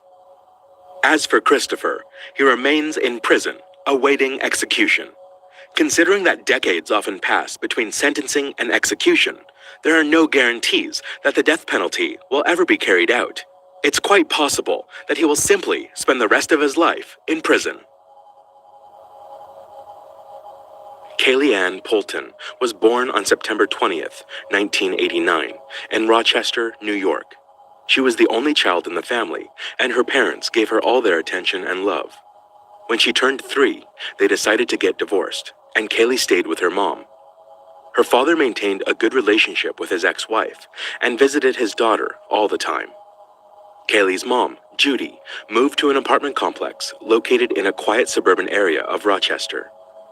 Despite her ex-husband helping to take care of their daughter, Judy had some financial difficulties. When Kaylee was 4, her mom took on a part-time job to save up enough money for a trip to Disney World with her daughter the following summer. Judy's job was delivering magazines to customers in her neighborhood. On the evening of May 23rd, 94, she was getting ready for her shift. She was sitting at home, placing leaflets into the magazines before heading out to deliver them. Around 6:45 p.m., Kaylee asked to go out for a walk. It was a beautiful, sunny evening outside, and she wanted to ride her tricycle. Judy looked outside and saw that there were plenty of other kids playing in the yard, so she agreed to let her daughter go out for a few minutes. She told her to stay within the yard, and Kaylee ran out onto the street with her tricycle. Judy had only a few minutes left to finish with the leaflets. After that, she planned to deliver the magazines and take Kaylee to McDonald's. Once she was done, she grabbed the magazines and took them to the car, planning to call Kaylee back home. But when Judy stepped outside, her daughter wasn't there. She looked around, called out her name, and there was no response. Judy walked around the yard, then began to roam the complex grounds, but Kaylee was nowhere to be seen. The mother also didn't hear the sounds of her tricycle. When Kaylee rode it on the street, its wheels made quite a noticeable creaking noise, but it was silent outside. With each passing second, Judy's panic grew, and her cries quickly gathered the neighbors' attention. She asked them if anyone had seen her daughter, but only a few people had seen her in the yard with other children and didn't know where she had gone. Upon learning that Kaylee had disappeared, the neighbors joined the search, but they couldn't find her or her bicycle. Most of the complex territory was covered with trees, and around it was a fence separating the houses from the nearby highway. Judy was sure that her daughter couldn't have gone anywhere on her own. Kaylee knew she was only allowed to ride in their yard, and she had never disobeyed her mother before. She also couldn't have gone far on her small bike, and she would have been found right away. Fearing the worst, Judy decided to call the police.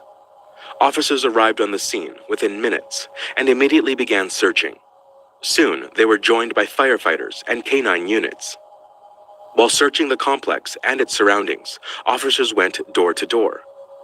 The police strongly believed that Kaylee was still somewhere at the complex. If this was a case of abduction, the most logical suspects were its residents. An outsider would hardly have been able to enter the premises, snatch Kaylee from the yard, and drive away without anyone noticing. The complex had 300 units, and the residents willingly let the police in, sincerely wanting to help find the girl. In cases where no one was home, the complex manager used spare keys to let the officers inside. Unfortunately, all of this yielded no results. Kaylee and her bicycle were not found in any apartment. The search continued throughout the night, and around 4 a.m., the case was reclassified as a kidnapping. A special unit took over, and detectives asked Judy if there was anyone in their lives who might wish them harm. They asked about Kaylee's father, but Judy denied his possible involvement because he had absolutely no reason to kidnap his daughter. The detectives asked if there was anyone among the complex residents who behaved strangely or suspiciously, and Judy shared one observation. She mentioned a 22-year-old man named Mark, who had recently moved into the complex with his wife and 1.5-year-old son. According to Judy, Mark's behavior seemed very unusual and even alarming. They had met a few times in the yard and engaged in small conversations. Once, he said her daughter was very beautiful. Judy had often heard similar compliments from others, but the tone in which Mark said it seemed weird to her. After that, he added something even more unsettling. He said he had been watching all the little girls in the complex, and Kaylee was the prettiest. Obviously, these words seemed highly suspicious to the mother, and after that, she tried to avoid any contacts with Mark. Although, they continued to occasionally see each other in the yard, and once, he asked Judy a very alarming question. He inquired if Kaylee would tell her if someone tried to touch her. Judy answered yes and immediately left the yard, considering such questions extremely suspicious. Prior to these conversations with Mark, Kaylee liked to play with his son on the playground. But since then, Judy didn't let her daughter near him, even in her presence. During the conversation with detectives, Judy remembered something else. About a few minutes after she went outside to look for her daughter, she saw Mark in the yard, coming out with his son to the playground. She asked him if he had seen Kaylee, and the man said no. Judy also noticed something strange, but at that moment, she didn't pay much attention to it, as her mind was preoccupied with fear for her daughter. She saw that his sneakers were missing shoelaces. The detectives decided to talk to Mark and brought him in for questioning. The man denied any involvement in Kaylee's disappearance, and even agreed to take a polygraph test. The operator didn't detect any false answers, so Mark had to be released. Also, Judy herself basically provided him with an alibi, as she saw the man on the playground with his son at the exact time when she was looking for her daughter. The police also searched his apartment in the early hours of the investigation, but they didn't find Kaylee's bicycle or the girl herself. Thus, Mark stopped being considered a suspect, and the detectives continued their investigation. With no leads in hand, they began to check Judy for possible involvement in her daughter's disappearance. Judy understood that this was a standard procedure and repeatedly answered all their questions. However, The fact that the police, lacking other suspects, were spending so much time on her only added to her suffering. Information about Kaylee's disappearance soon appeared in local news, as well as on billboards and flyers throughout the city. The police received numerous calls with tips, the total number of which quickly exceeded 1,000, and investigators quickly checked on each one. Unfortunately, they all led to dead ends, and eventually, the case went cold for months. Despite the lack of progress, Judy never stopped hoping to find her daughter alive. She left her job and dedicated all her time to search. She's been printing and posting flyers, contacting various media outlets, and overall, doing everything to keep the case in the public eye. She was also joined by some compassionate people who not only helped distribute flyers, but also managed to raise $100,000, which was offered as a reward for any useful information about Kaylee's disappearance. Judy even mentioned to get this case covered on national television. She was invited to the Oprah Winfrey Show, and information about her daughter's disappearance appeared twice on a popular TV show dedicated to unsolved crimes. Judy also collaborated with local businesses to have flyers with information about Kaylee's disappearance constantly present in their offices, establishments, and on commercial vehicles. She even persuaded 2 airlines to include these flyers in envelopes with tickets. All of this helped to gather new leads, and the police diligently investigated each one, but they never managed to come close to solving the case. This went on for 2 years until something unexpected happened. On August 9th, 1996, a woman called the police and told them about a serious argument she had with her husband.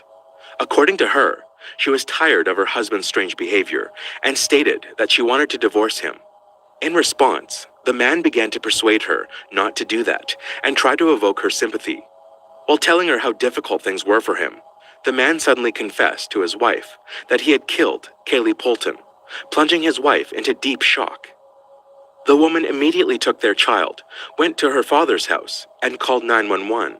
Finally, she revealed her husband's name to the police. It was Mark Christie, Judy's neighbor.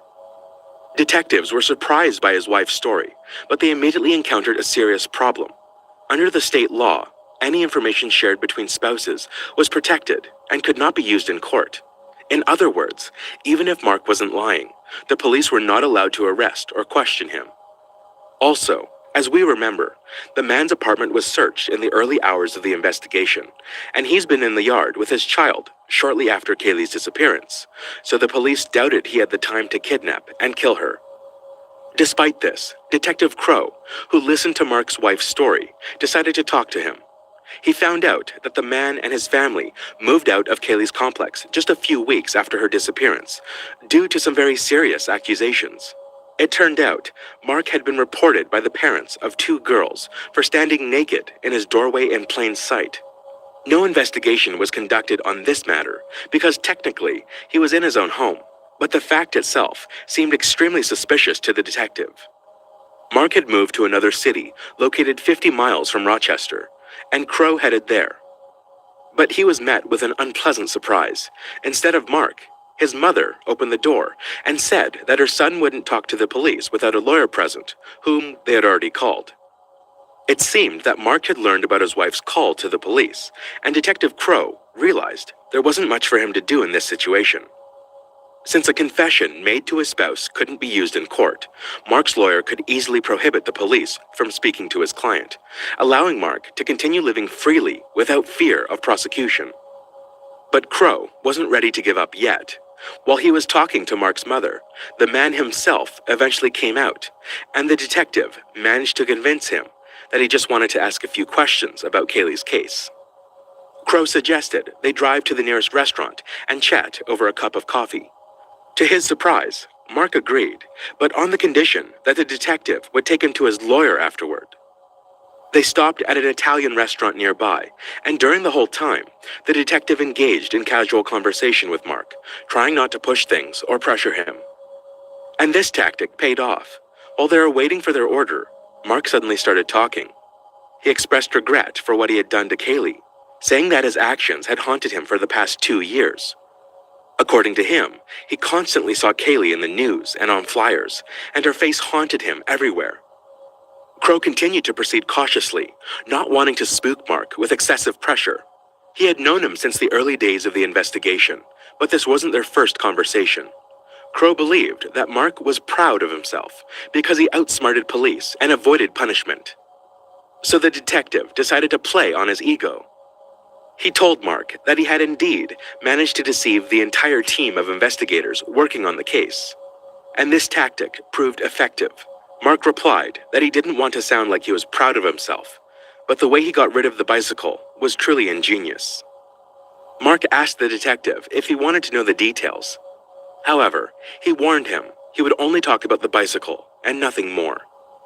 Crow continued to maintain a soft, even friendly tone to avoid scaring Mark, and to gather as much information as possible, reassuring him that he didn't have to talk about anything he didn't want to. Then Mark stated that Kaylee's tricycle had been in his apartment for 3 days since her disappearance. He knew that police would search every apartment because when a child is in danger, they don't need a warrant. But there was some sort of loophole in the law. It allowed police to search for a missing child, but not for evidence. It means they could only search places where a child could fit. Mark quickly decided to cut the bike into pieces and hide them in different parts of the apartment that were obviously too small to fit a child.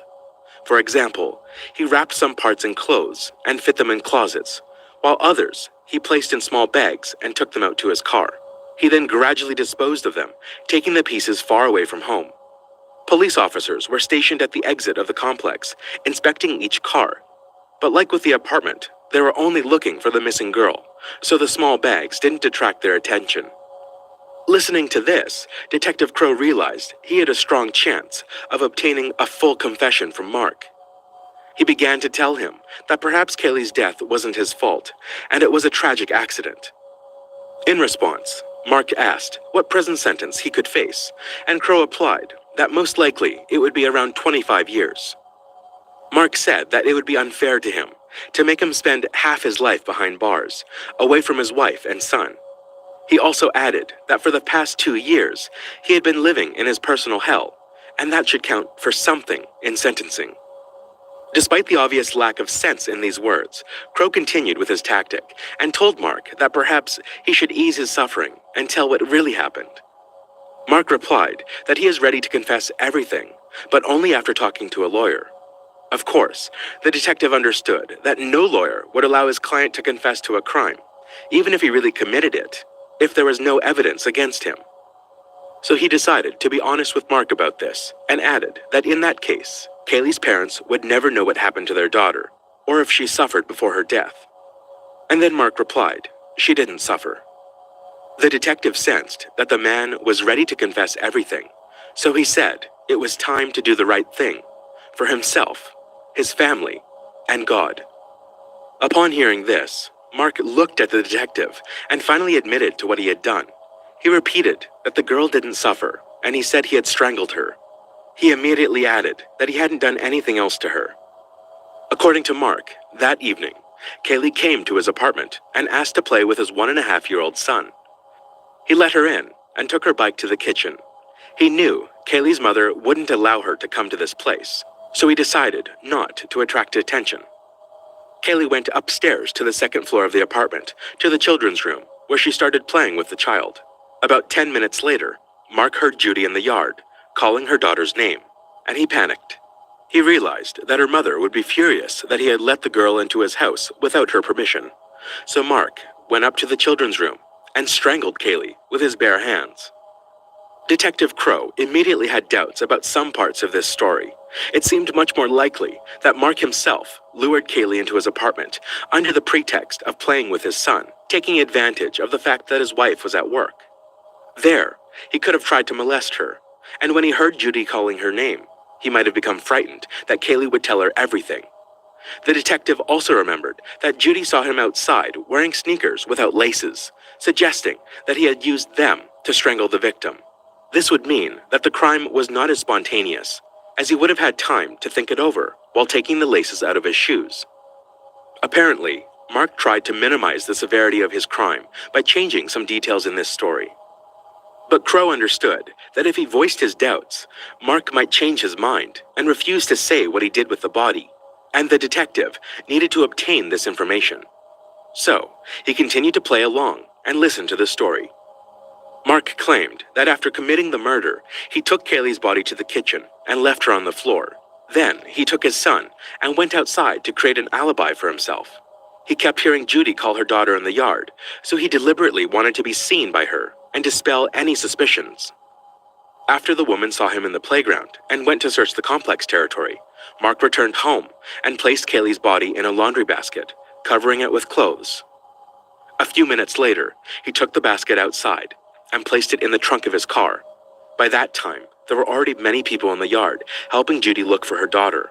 According to Mark, there was such chaos that nobody even noticed him. Mark also took his son with him and drove to the company where he worked as a security guard. He parked near the back of the huge building and left the basket with Kaylee's body by the door, then drove around and entered through the main entrance. Given that Mark had the day off, he lied to his coworkers about forgetting something at work. The story didn't raise any suspicions, so Mark walked through the building and opened the back door from the inside. He took the basket with the victim's body and climbed onto a huge 30,000-gallon tank filled with liquid coolant. He opened the top lid and dropped Kaylee in, first tying a heavy metal object to her. Afterwards, he disposed of all the victim's clothes, but specified that he didn't remove the victim's earrings. Once done disposing of the body, he returned home and immediately joined the search for Kaylee with the other neighbors. Basically, he managed to remove the body from the complex even before the police got involved, and no one noticed anything. At the end of his confession, he stated that killing Kaylee was a big mistake and he shouldn't have done it. Having obtained all the necessary information, Crow paid for their food, and Mark left a $2 tip. Then, he willingly went with the detective to the station, where he was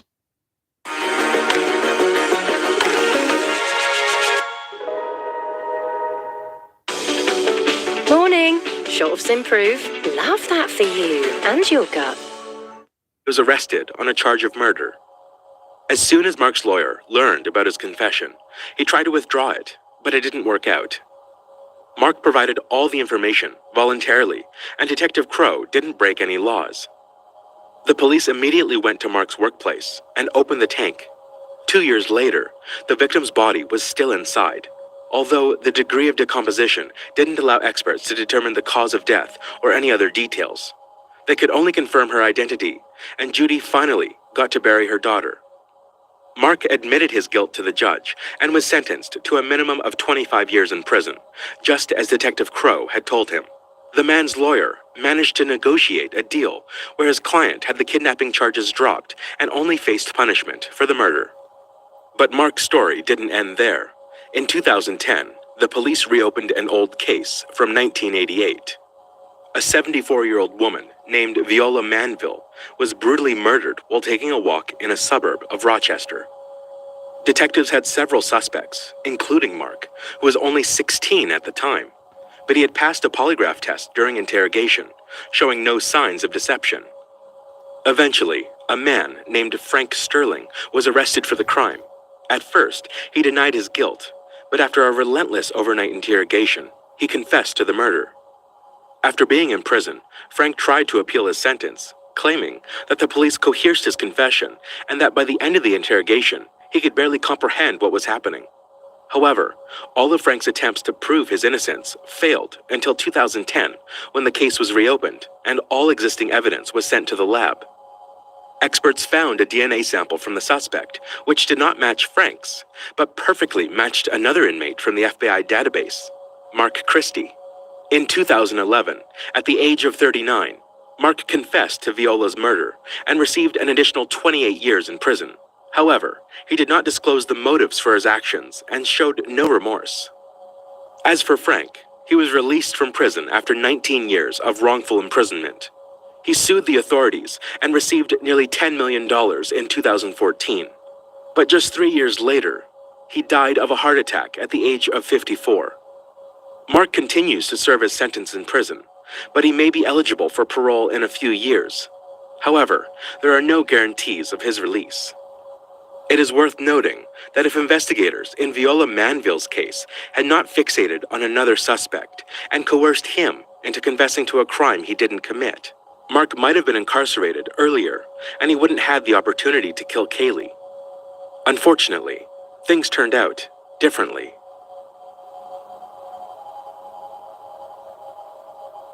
Charlotte Senna was born on September 4th, 2014, in the small American town of Greenfield, New York. Growing up in a large and loving family, she was in the middle of 3 sisters. Charlotte was a lively and cheerful child. She enjoyed playing with friends, spending time with her sisters, and going on nature trips with her parents. Greenfield, with a population of just over 5,000 residents, was surrounded by forests, lakes, and picturesque parks, making it a perfect getaway for Charlotte's family. On September 30th, 2023, when Charlotte was 9, her parents, along with some friends, decided to visit a national park about 11 miles from their home. Charlotte looked forward to this trip, planning to go with her friends and bringing along their bikes for a ride through the park. Upon arrival, the parents set up a camp, and soon the kids set off on their bikes. The park had specially designed circular tracks, one of which was conveniently located near their camp, so Charlotte and her friends chose that track for their ride. They set out around 6:15 in the evening, aiming to return to the camp before nightfall. After a few laps, Charlotte's friends wanted to head back, but she decided to do one more round. Her friends rode back toward the camp, and Charlotte went in the opposite direction on her bike. Sometime later, her parents started worrying, as Charlotte should have been back by now. A single lap on that track took no more than 10 minutes, even if you were riding slowly. However, Charlotte still hadn't returned, and the adults went searching for her. They walked along the circular track, and around 6:45, they made a distressing discovery. Charlotte's bicycle was abandoned next to the trail, but the girl was nowhere to be found. The parents immediately feared the worst scenario, that someone had abducted their daughter. There were no logical reasons for the girl to leave her bike in the middle of the path and walk away. For a brief moment, they considered that there were some issues with the bicycle, but it became evident that it wasn't the case. The wheels were intact, and the chain was in working condition. Fearing the worst, her parents decided to call the police. Officers arrived on the scene approximately 15 minutes later and immediately began searching for Charlotte. The sight of her abandoned bicycle led them to a disheartening conclusion. She was most likely abducted. Still, they couldn't dismiss the possibility that she might be lost in the woods, so they initiated a search. The police scoured the entire park and closed it to visitors. They checked everyone's vehicles and camps before letting them go. Some people wanted to stay and help with the search, but without proper organization, it only complicated the police's job. They combed through every inch of the forest. Initially, officers focused on the area along the circular trail Charlotte had been riding, but found no leads. They then expanded the search to cover the entire park. However, it proved to be quite challenging. The park spanned about 15 square kilometers. The police sought assistance from park rangers, the fire department, and state police to cover the extensive area. The FBI also joined the investigation, focusing on efforts to identify a potential abductor. They tried to obtain CCTV footage from every surveillance camera near the park and along the nearby roads. They believed that if Charlotte had indeed been kidnapped, the perpetrator must have driven her away by car. FBI agents also requested information from the Park Service about all visitors. Since everyone had to register and pay to enter the park, their personal information was stored in the database. However, examining it took time due to the considerable foot traffic in the park that day.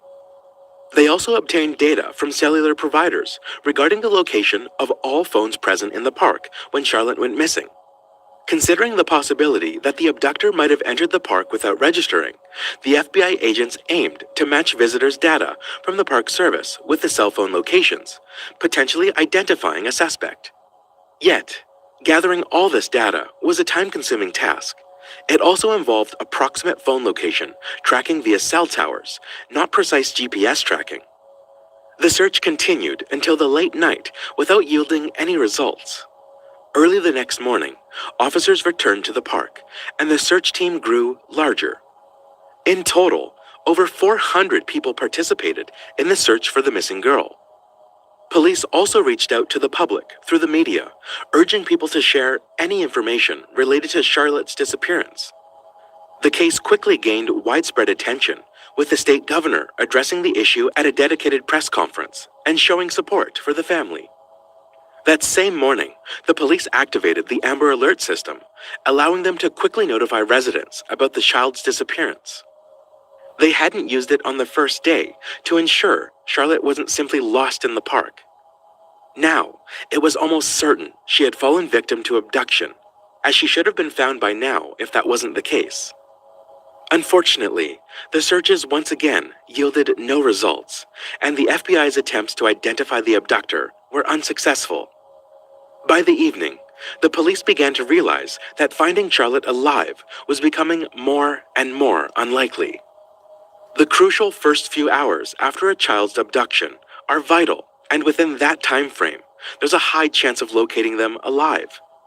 However, as the search for Charlotte surpassed this critical window, the statistical likelihood of a positive outcome significantly diminished. Yet, both the police and Charlotte's parents weren't ready to give up. Early on the third day, they returned to the park to continue their efforts. Meanwhile, around 4:20 in the morning, a man approached the Charlotte family's house in a car.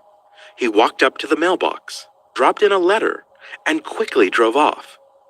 A police officer was observing the house from a distance, but didn't approach the man, thinking he might be a family acquaintance expressing support for Charlotte's parents.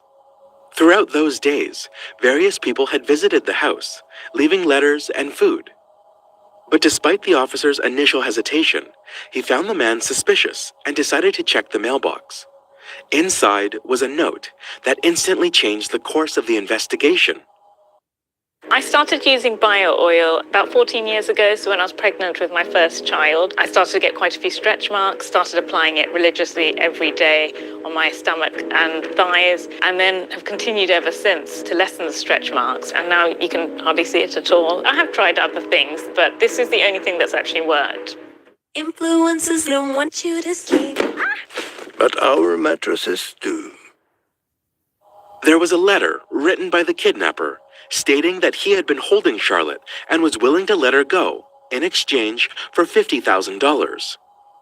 The note was immediately sent to the lab, where experts urgently began their analysis. Soon, they uncovered several fingerprints and ran it through the databases, but there were no matches. Around 2:30 p.m., they made the second attempt, and there was a breakthrough. The fingerprint matched a 47-year-old man named Craig Nelson Ross Jr.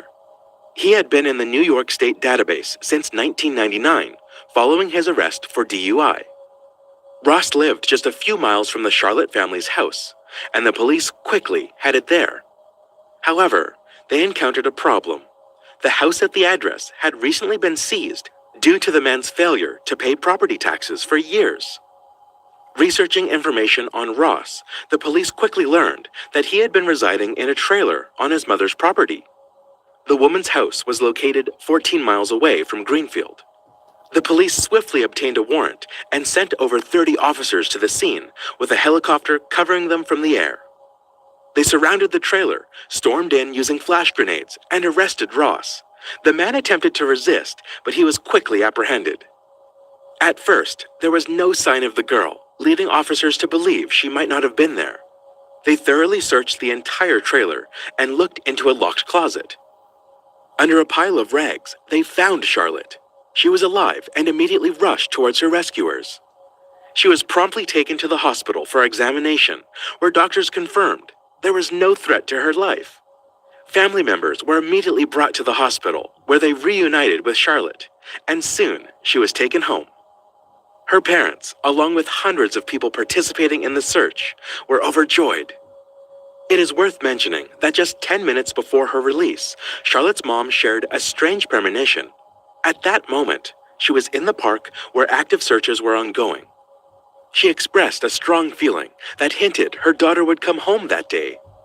And 10 minutes later, the police informed her of Charlotte's rescue. Meanwhile, detectives arrested Ross without bail and took him in for questioning. Given the fact that this case is still ongoing, the police haven't disclosed any details of the interrogation. However, it appears he did not admit guilt, so the case will be forwarded to the court. But some information about the suspect and his motives is already known. Ross's ex-girlfriend told journalists that in 2017, she obtained a restraining order against him. At that time, she lived with him, his 12-year-old son, and 4-year-old daughter in his mother's house. During an argument, he attacked her and attempted to strangle her, leading her to report the incident to the police. According to the woman, Ross may have been planning the abduction for months. She revealed that throughout his life, he never wanted to work, always seeking ways to live off others, mostly on his mother, playing on her empathy by claiming to suffer from a serious illness, and she agreed to support him. Ross's ex-girlfriend believes he initially targeted Charlotte's family for a specific reason. Despite the girl's parents being of ordinary middle class, her late grandfather had substantial wealth. In 1998, he slipped and suffered a severe injury, subsequently suing the city and receiving over $2 million in compensation. Even after more than 20 years, many Greenfield residents still remembered this story. The ex-girlfriend stated that Ross was aware of this payout and likely decided to profit from the kidnapping. Considering that Charlotte was abducted from the park when left unattended for just a few minutes, Ross must have been watching her. According to his ex-girlfriend, he could have been observing the family for a long time, studying their routine and waiting for the right moment. There was another fact indicating that the crime was premeditated. According to his ex-girlfriend, several months before the incident, he covered his trailer with a tarp, something that he had never done before. Considering that he kept Charlotte there, this could indicate careful preparation. Ross's neighbors also shared troubling observations. One woman recounted a past incident where Ross tried to take her 10-year-old son somewhere, and she had to intervene. Another neighbor stated that his family had always been problematic, and Ross, from an early age, regularly went to neighbors asking for food. Later, the police uncovered additional details about Ross's criminal history. A year before the attack on his girlfriend, he was arrested for stalking but did not face serious consequences.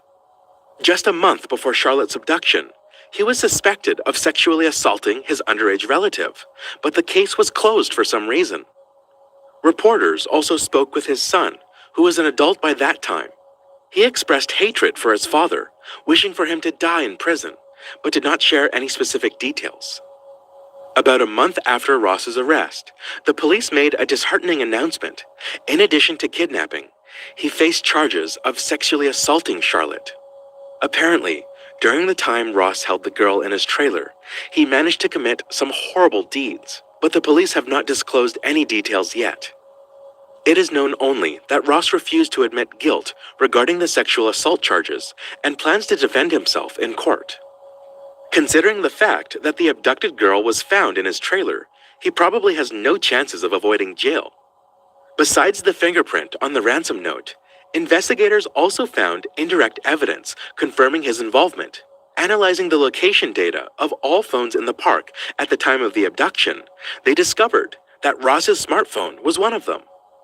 So, there are practically no doubts that the man will go to prison. However, as preparations for the trial are underway, detectives are also exploring Ross's potential connection to two other unsolved cases. In August 2003, 18-year-old Jennifer Hammond was selling magazines in the town of Milton. After her shift, she was supposed to meet with colleagues but never appeared at the designated spot.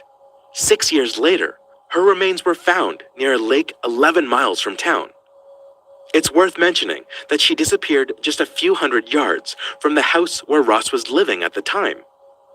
2 years later, 19-year-old Christina White left a trailer park a mile away from Milton and disappeared.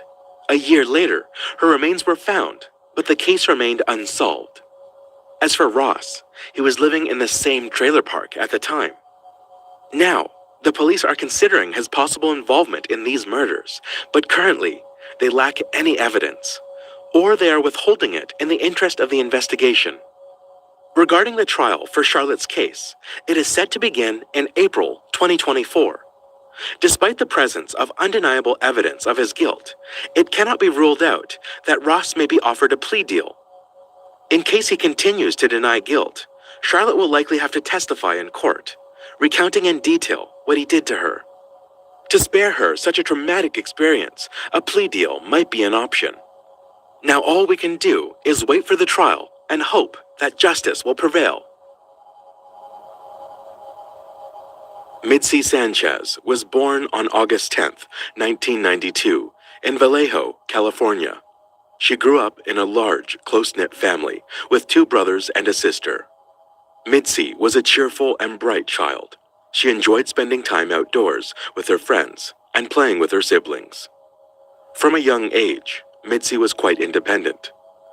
When she started elementary school, her parents allowed her to walk there with her brother without any adult supervision. The school was located just a short distance from their home, with most of the route lying along a busy road. August 10th, 2000, was Mitzi's 8th birthday. She was excited about the celebration party her family had been preparing for her. Mitzi asked her mom if she could skip school for the occasion, but the woman said no. Mitzi was upset about it, and around 7:30 a.m., she left her home with her brother. After her classes, Mitzi was supposed to wait for her brother so they could walk home together. But when her brother went outside the school, he couldn't find his sister anywhere. Thinking she had already left without him, he headed home alone. But it turned out that Mitzi wasn't there. Their older sister, who was home at that time, immediately became worried. Since Mitzi was Here at the RSPCA, we believe everyone can play a... Since Mitzi was eagerly anticipating her birthday party, her absence seemed odd. She waited for some time, hoping that Mitzi would eventually show up, and around 4 p.m., the sister decided to call their mom and tell her about it. Their mom immediately called Mitzi's school and learned that her daughter had attended all her classes. The mother then reached out to family members and Mitzi's friends, but no one had seen her after school. Mitzi's relatives became worried and started searching for her. Many people, from family friends to neighbors, also joined in. Together, they quickly organized a massive search. While some of them walked the streets, others knocked on every door along the route, from the house to school, asking if anyone had seen her. They even started printing and distributing flyers with information about Mitzi. Despite all their efforts, they couldn't find her, so Mitzi's parents decided to call 911. The police immediately joined the search, and local media started covering the case on the same day. Mitzi's disappearance instantly captured the public's attention, since similar incidents had already occurred in their town before. For several years, an unknown perpetrator or multiple perpetrators had been kidnapping kids in Vallejo. The most recent case had occurred in December '99, less than a year before Mitzi's disappearance. 7-year-old Ziana Fairchild, who lived just a few miles from Mitzi's house, disappeared on her way to school. Despite all the efforts by the police and the FBI, she was never found. Now, when Mitzi vanished on her way home from school, investigators feared the same perpetrator might be involved. Despite the lack of leads at that point, the striking similarities between those cases were already obvious. However, Ziana's case remained unsolved, leaving detectives with little to go on. They began re-examining everyone previously considered a suspect in her case, but it yielded no results. The next day, Mitzi's disappearance made headlines not only in the local news, but statewide. Everyone feared a serial kidnapper was at large and dreaded the possibility of him getting away with it once again. Mitzi's relatives gave multiple interviews, trying to draw more attention to the case. Her mom also pleaded with the possible abductor to return her daughter safely. The police received numerous tips, but none of them proved useful. However, everything changed 24 hours after Mitzi's disappearance, when something unexpected happened. A man contacted the police, informing them that he discovered bloodied rags at a landfill. Upon examination, experts determined that the rags were actually bedsheets from a Vallejo hotel. Although they sent the evidence to the lab, blood analysis would take days. Investigators also visited the hotel, but were unable to confirm whether Mitzi had been there. With nothing but waiting for lab results, investigators combed the landfill, searching for any other clues, but it yielded nothing. The following day, August 12th, the police received another call, and it changed the course of this case immediately. At around 11 a.m., a man reported driving through an industrial area in Santa Clara when a little girl ran up to his van, screaming that someone was chasing her. She climbed into the van's cabin, and the driver saw a man running in their direction. The girl yelled that he had kidnapped her and wanted to kill her. As soon as she was in the van, the perpetrator turned around, got into his car, and fled. Meanwhile, the girl told the driver her name was Mitzi Sanchez, and he contacted the police.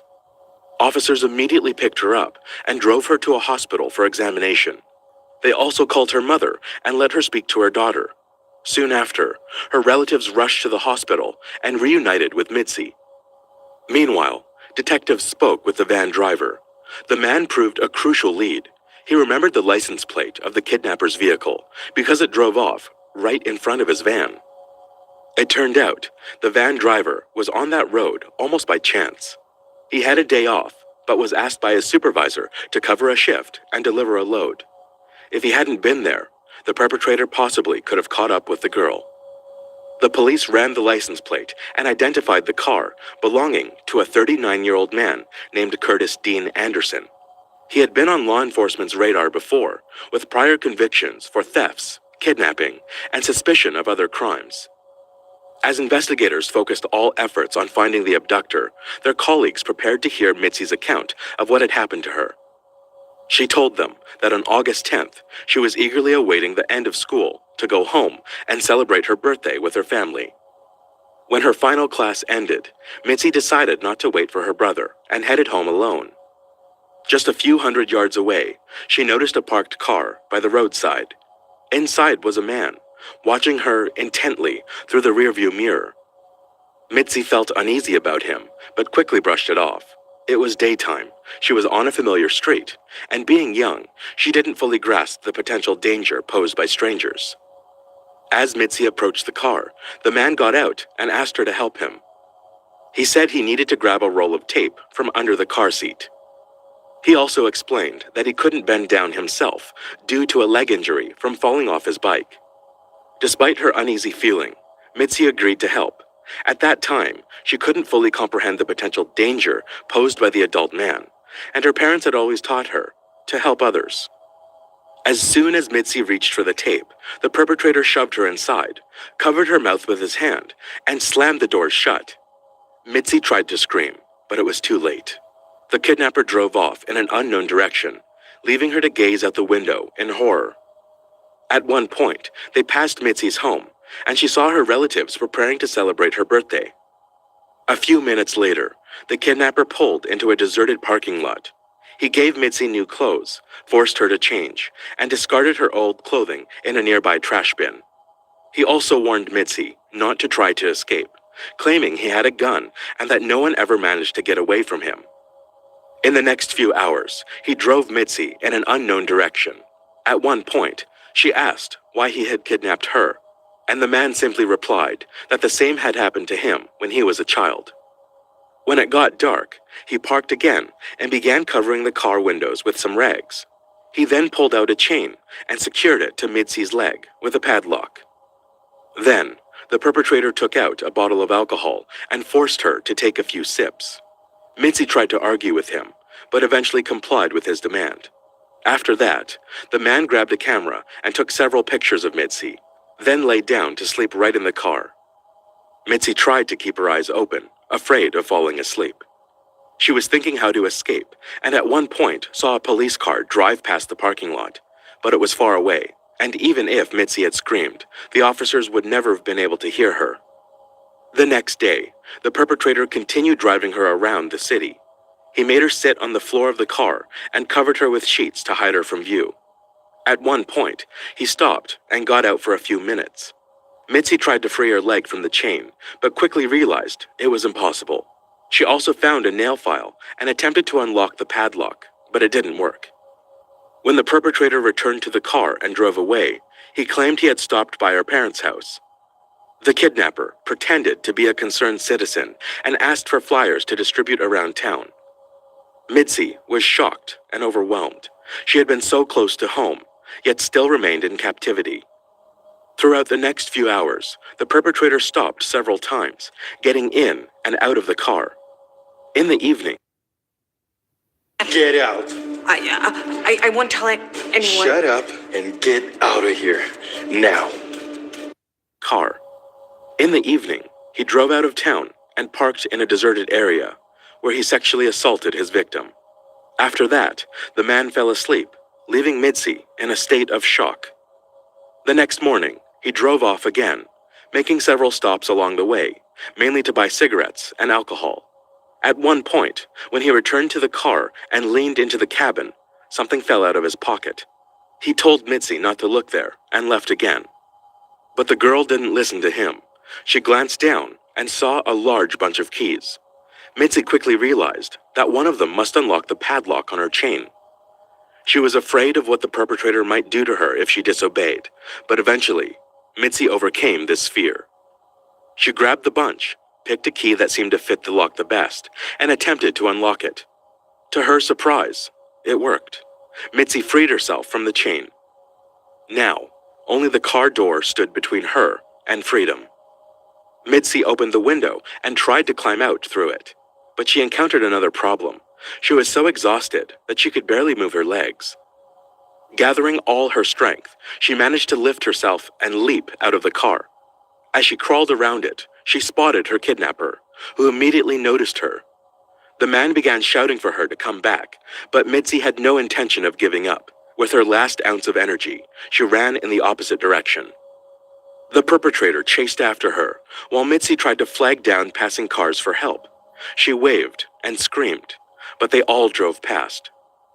Despite this, Mitzi kept moving toward her freedom. She had no doubt that if she stopped for even a second, the perpetrator would catch up and harm her. Everything happened very quickly, but for Mitzi, this moment stretched on forever. Eventually, she spotted a van, ran towards it, and jumped right in front of it. The driver quickly stopped, and Mitzi climbed into the cabin. She was shocked, dehydrated, and hungry, but her life was no longer in danger.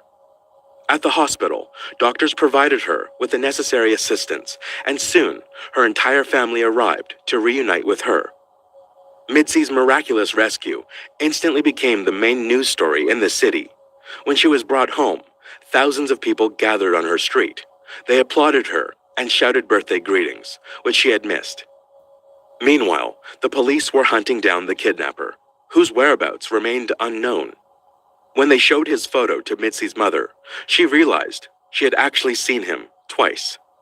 The first time was before her daughter's abduction, when he stood on their street and looked towards their house.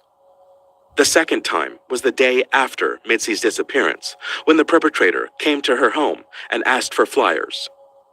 The search for Curtis continued until late evening.